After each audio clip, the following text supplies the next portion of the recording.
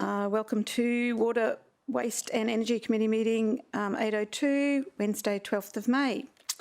Can we welcome visiting councillors, Councillor Gates and Councillor Owen Jones. We have a full agenda, councillors. We might deal with the confirmation of minutes from the last meeting first. If there's no corrections, would you like, Councillor Tozer would like to propose those? Seconder? Councillor Castro. Councillor Castro, all those in favour? That's passed. Item 2, conflict of interest declarations. Is there any conflict of interest declarations?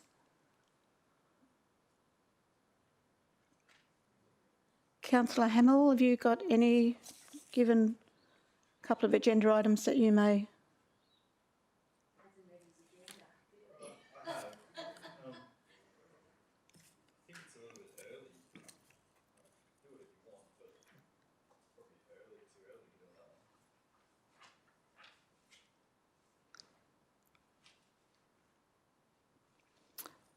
Have you, Councillor Hamill, have you had any conversations with City Solicitor about you? Yeah, so that, I'm assuming we're talking about item 10. Yes. It's got nothing to actually do with the, it's not really to do with the current waste collection contract, more of the other contracts around it. That's my understanding, Director, from a 2-second scroll. Through you, Chair, yes, a proposal to extend a number of contracts does not have anything directly to do with the JJ Richards existing contract, but it's part of the preparation work for renewal of the new collections contract. Okay, so I have nothing to declare unless someone else feels the need to raise something for me. Does anyone want to raise? No. No? Okay. Okay, so item 2 is fine. We've got some starred items, councillors. Anyone want to unstar items? Only for a question, Madam Chair, on item 8. Item 8? Yep. And I would like to unstar item 7 for a question as well. Councillor Owen Jones? Item 12, thank you. 12. Okay. Anyone like to propose the other starred items, which would be 3, 4, 5, 8, 9, 10 and 11? I can move that. 7. No, 7. No, 7 I've unstarred for a question. 7, 8 and 12 are unstarred. And 11, please, 11? Chair. Okay. So that's 3, 4, 5, 8, 9 and 10. And 6? 6 is unstarred by... Somebody unstarred 6? No? No, I think Councillor Hamill unstarred 8 and 6 remains starred. Okay. That sound right? 7, 8, 11, 12 that have been unstarred. Correct. So 3, 4, 5... 6, 9, 10. 6, 9 and 10. So moved. Proposed by Councillor Tozer, seconded Councillor Castro. All those in favour? Thank you.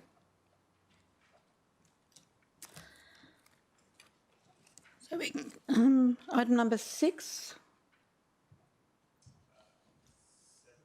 Oh, sorry, 7. Oh, 7 is a question from me, actually. It's about our charging stations in Coolangatta, Director, and the location.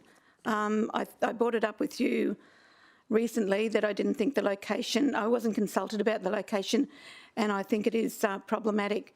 Has there been any talk amongst officers about that?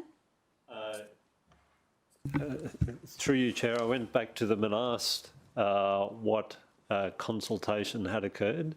They actually came back to me and to be honest, I didn't read them in detail, but they provided me evidence that they had had correspondence with your office. Now, as I said, I didn't read that in detail. I can forward that on to you. Now, I don't know whether that got to you directly, but there was correspondence, or they did come back to me and say there was correspondence and discussion with your office around that. So I can forward that to you and we can take it offline if you like and work it through. I think the correspondence was more about just the word Coolangatta, not the not the actual location.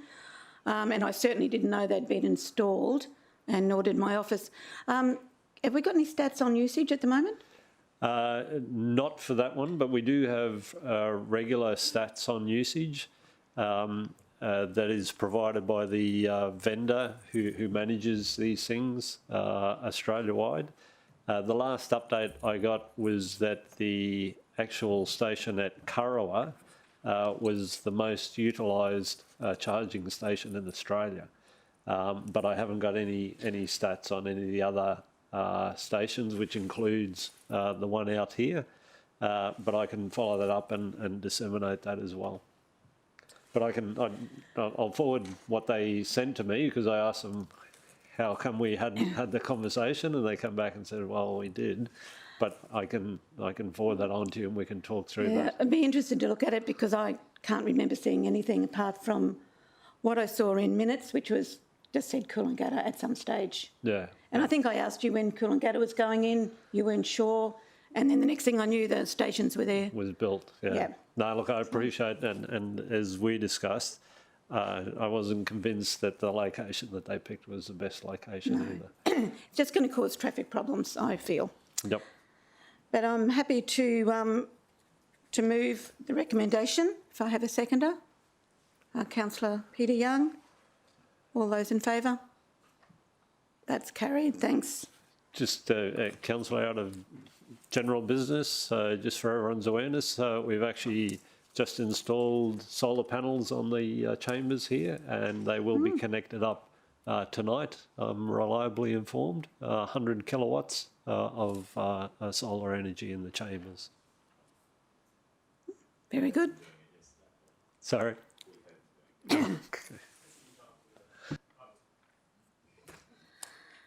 Someone unstarred item 8 for a question. Mark? Councillor Hamill? Have to stand up. Oh, you missed the briefing. Everyone's Yeah, could I ask you to stand up, Councillor Hamill?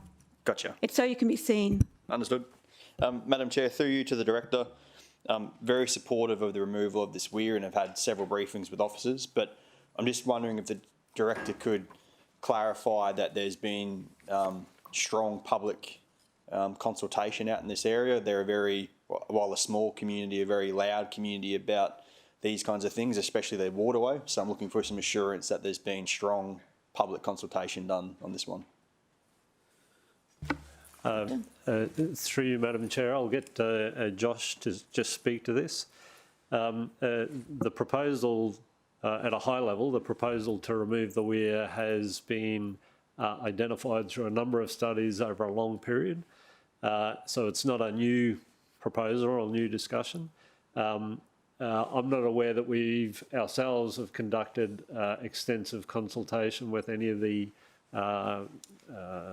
nearby residents associated with this proposal, simply because, as I said, it had a long gestation period, and we want to see that council is supportive of the removal first, prior to going out and talking to people that we were going to remove it. So, but Josh, if you can add any more to that, I'd appreciate it. Yes, through the chair, Logan City Council's actually floated the idea with their community a number of times, and it's been in the paper. Our officers have talked to some of the nearby residents about the proposal. Some of them have indicated that they prefer things to stay the way they are, but they're not going to cause any major issues about it. But we, as Paul said, we haven't done significant community-wide consultation at this stage.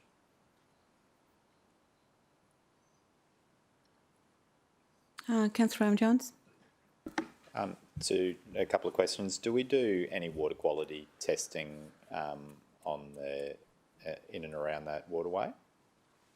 Yes, through the chair, we've done some significant water testing over time. We've got quite a lot of algal blooms behind the weir, just because of the build-up of nutrients in the stagnant water. So residents, particularly on the Logan side of the river, would use it for swimming historically, but yeah, it's pretty poor water quality behind the weir. So I was talking to Josh earlier in the meeting, before the meeting, and I, a long time ago, grew up in Cedar Creek on the Albert Shire side of the river, and we used to swim at the weir right up until there were cholera outbreaks, and then we weren't allowed to. So it's been a long-standing problem since at least the mid-70s.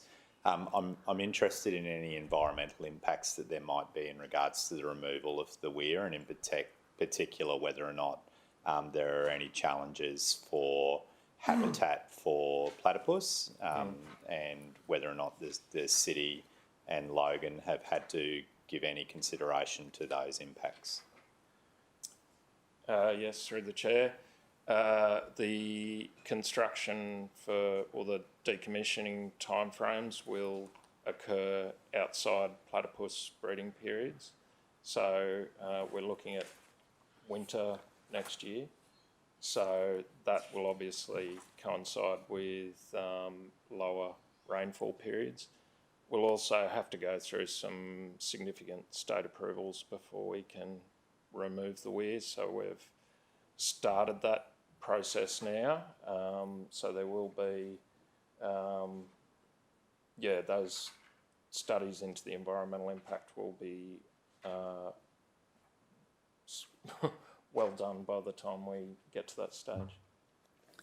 Councillor Jones? And one final question. I appreciate that there is proposed joint funding from the Logan City Council and the City of Gold Coast, but given the regional impact of it, is there any opportunities for state funding in regards to the decommissioning of the weirs, and is there any evidence of the state supporting any other local governments in regards to returning natural water flows to rivers?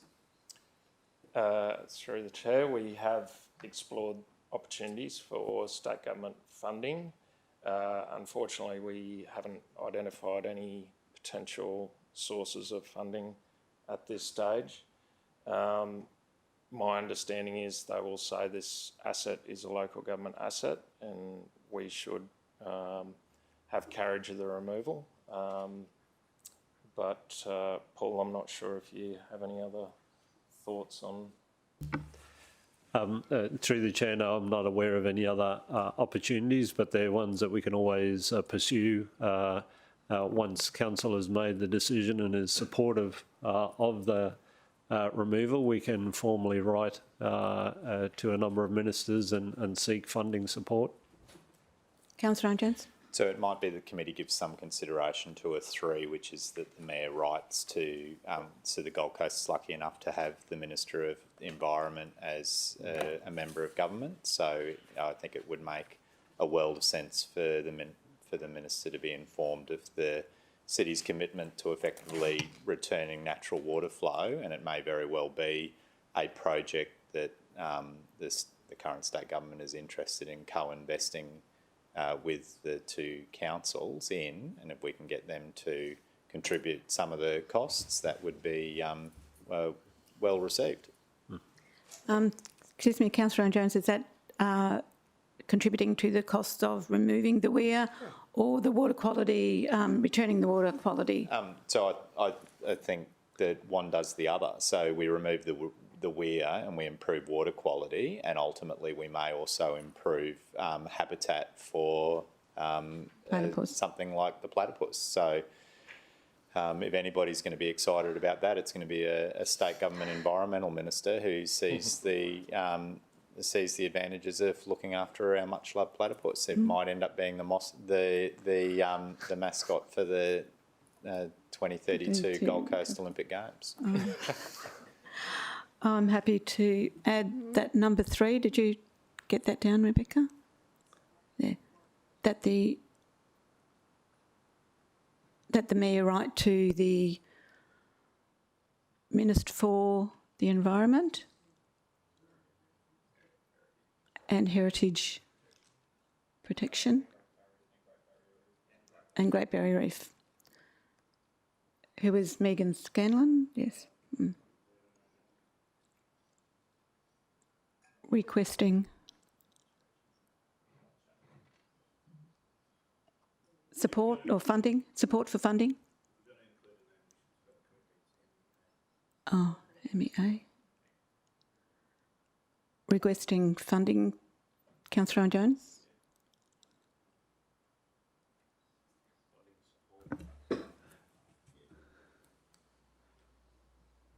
Funding support for, just for decommissioning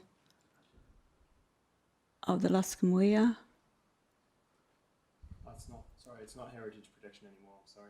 I've made a mistake there. Oh, did you? It's just Minister for Environment and Great Barrier Reef. Portfolio is the Right. environment and the Great Barrier Reef. Yep. Thanks, Councillor Tozer. Just leave it at that. Councillor Owen Jones, did you want to add anything more? Did you want to add a bit about the platypus being part of the 2032 Gold Coast Olympic Games?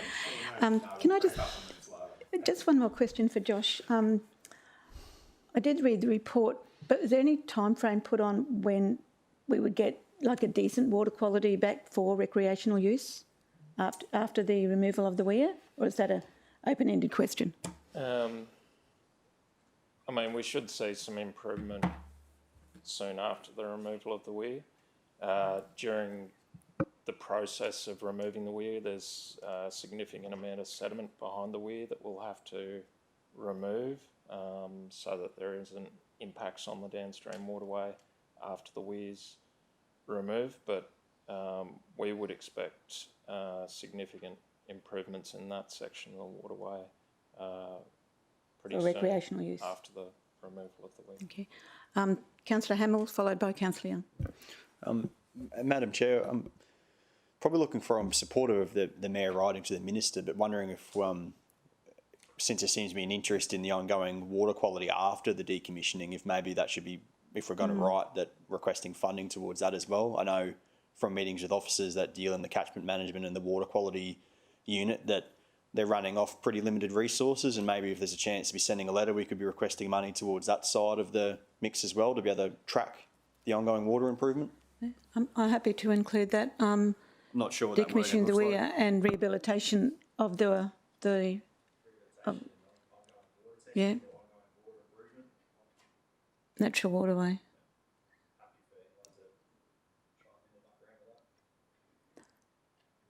Okay, we haven't got a mover or a seconder yet, so are you happy to move that, Councillor Hamill?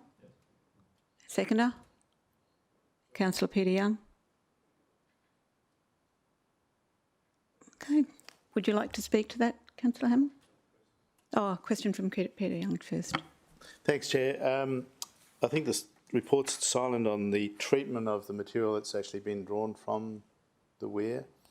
Notably, that will have increased levels of nutrients and possibly heavy metals and so forth. So is there a process identified for the treatment of that material, and where will it be distributed afterwards? Yes, through the chair, we will, prior to discharging water downstream and removal of the sediment, test it to ensure we're not going to cause environmental harm during the process of removing the weir. So the sediment itself could be, if it's suitable, placed on the banks of the river when we're undertaking our planting. If it's not suitable, we'll have to take it away for landfilling. The water itself, if there's problems with the water, we'll have to look at treating it before discharge downstream. Paul, I don't know if you... Through you, Madam Chair, the catchment upstream of the reservoir is predominantly natural. We don't expect a high pollutants, if you like, from previous activities in the catchment, such as heavy metals or any other contaminants such as that. So the risk, we believe, is low, but certainly, as Josh said, any weir traps sediment, and we need to be able to manage that as the primary issue as we decommission the reservoir. I think it's also fair to say, while we've done preliminary work on the decommissioning.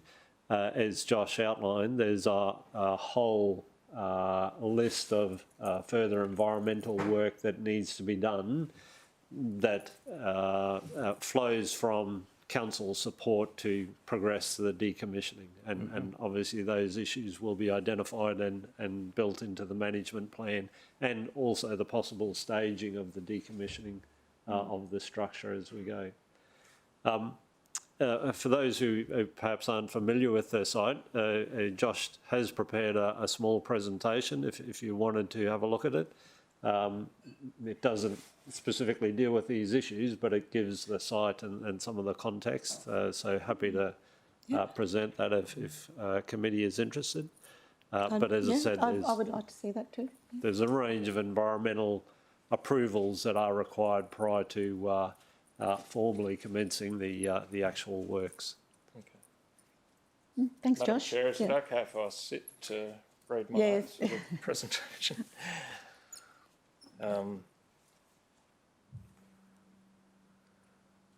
So I'll present an abridged version, given we've discussed some of this already. But as discussed earlier, originally constructed as a water supply for Beenleigh in the 50s, cholera outbreaks and other water quality issues rendered it unsuitable for water supply, so it's been a redundant asset ever since. So the removal of Luscombe Weir will result in the Albert being the most significant unobstructed waterway in southeast Queensland. So it's a huge win for the natural environment in the north of the city. I'll just, this is just a picture of the northern part of the Albert catchment. So it's quite a large catchment. It's about 780 square kilometres. It starts right up in Lamington National Park, flows down the Albert into the Logan River and then into southern Moreton Bay and the Broadwater. So the Albert River, as you know, marks boundary in certain parts between Logan and the Gold Coast. And as we discussed earlier, Logan's agreed to fund 50% of the removal.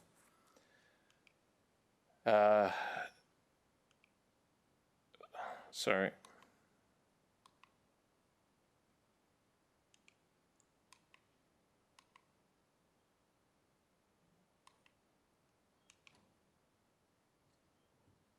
Okay, this is some drone footage. It's actually on Google Street View. So we've just taken a screenshot of us clicking through Street View. But the bank to the right is Logan, and the bank to the left is obviously Gold Coast. So the weir itself sits about 4 metres in height and 36 metres in length, with a spillway of 22 metres. And as we get closer, you'll see a fishway to the right. The fish ladder was built in a North American style, so it's totally unsuitable for Australian fish, and it's got. They don't speak American. No. Yeah, we've got a short video as to why that's unsuitable in a minute, but yeah, the fish ladder's redundant. We'd have to replace it if we were going to keep it. That's on the Logan side, so that's right. So, as I said earlier, the removal of the weir and associated rehabilitation is projected to cost $1.9 million, 950,000 of which will be funded by Logan, and hopefully the state will chip in some as well. So I think it's important to note that we had a consultant report by SMEC indicating that maintenance and structural repairs over 20 years could get up to about $1.6 million if we decided to keep the asset. So as we move upstream of the river, you'll notice the weir controls water level at about 3 to 4 metres above what its normal flow level would be. So once the weir's removed, the water level will obviously drop, and we'll need to do rehabilitation along the length of the river where the standing water level has been raised. So, yeah, a lot of the catchment team think the Albert's actually a hidden gem on the Gold Coast. It's actually quite a beautiful river that not too many people know about. I've just got a couple of benefits for removal of weirs. So we discussed earlier about the improvements to water quality because you have reduced retention times and nutrient accumulation. There's also significant benefits for fish migration and breeding to occur. So your barriers can interrupt the movement of fish for those activities. I've got a short video, hopefully it works.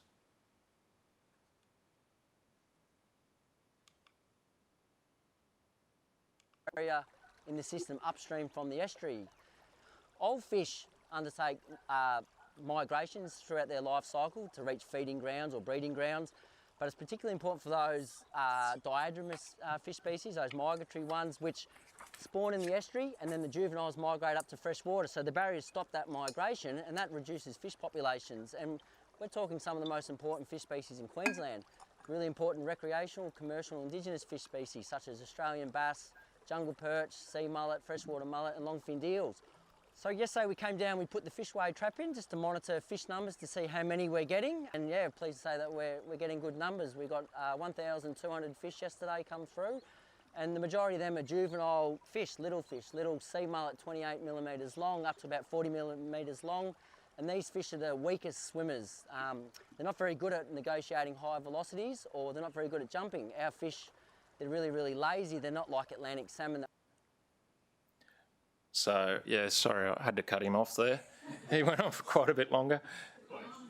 Yeah, so I guess fishways started in the US and they were built for fish like Atlantic salmon, but our fish are quite a bit less energetic, so they're just not suitable for our conditions. We have to build different types of fishways if that's what we're going to do. So I guess the last benefit we identified was the benefits for the community. So as you all know, the Gold Coast is a waterways city, and it's a significant reason as to why many people choose to live here. The Albert River was also culturally significant for Indigenous or First Nations people. They called the river Billy Nuba, meaning place of parrots. In 2020, Healthy Land and Water undertook a community social and economic benefits survey for all the major waterways in southeast Queensland. So the Albert River scored 3.5, which is pretty good in southeast Queensland. But when you compare it to the values people in the south of the city hold for the Tallebudgera and Currumbin creeks, it's quite a bit lower. So we're really hoping that this project will draw attention to the river and make sure the community makes more use of it. Another thing to keep in mind is the increasing population in the north of the city. So this is going to bring increased demand for recreational opportunities. We had a waterways demand study undertaken for the city, and it indicated that waterways in the north of the city are projected to have the highest increase in demand into the future. So again, this project moves towards providing those opportunities to communities in the north.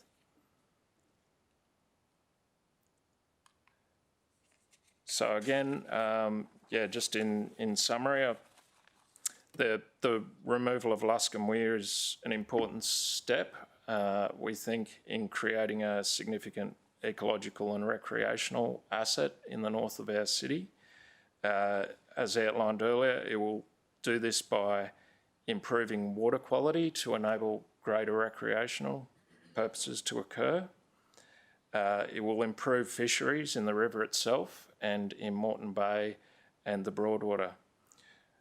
By the physical barrier being removed, it will enable kayak users to traverse the waterway past the point of the Luscombe Weir, and coupled with improvements in fish numbers, we believe it'll provide a draw card to kayak fishermen and women, which is becoming a growing recreational pursuit on the Gold Coast. So, thank you for your time. Are there any other questions? Councillor McDonald, you had a question? Thank you, Madam Chair.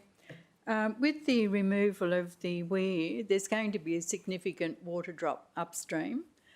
Is this going to be done on a gradual basis, or is it just going to be removed and all of a sudden, you know, the water drops?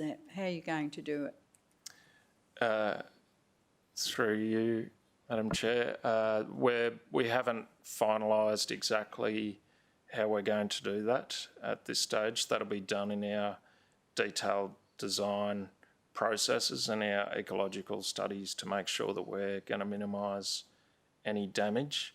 I can't see that we would empty all the water behind the weir straight away. I think it would be a gradual process. We'd have to consider the downstream conditions as well. We couldn't release a massive slug of water at the one time, but we will keep council updated about the proposed construction methodology as we go. Paul, do you have any further thoughts? Through you, Madam Chair, no, I think that's the right approach. As I said, I fully expect it to be a staged removal over time to both manage the structure, the water body behind it, and the rehabilitation of the stream banks upstream. So we don't want to rush this. In one sense, we want to make sure that we're going to protect the environment, because that's what the whole project is aimed to do. And as Josh said, I think the most significant opportunity is that this will be the largest and I think the best unregulated river in southeast Queensland at completion of it, and I think that offers a great deal of opportunities in terms of ecotourism for the north of the city. Thanks, Director. Any other questions? Councillor Hamill, you proposed this. Would you like to speak on it?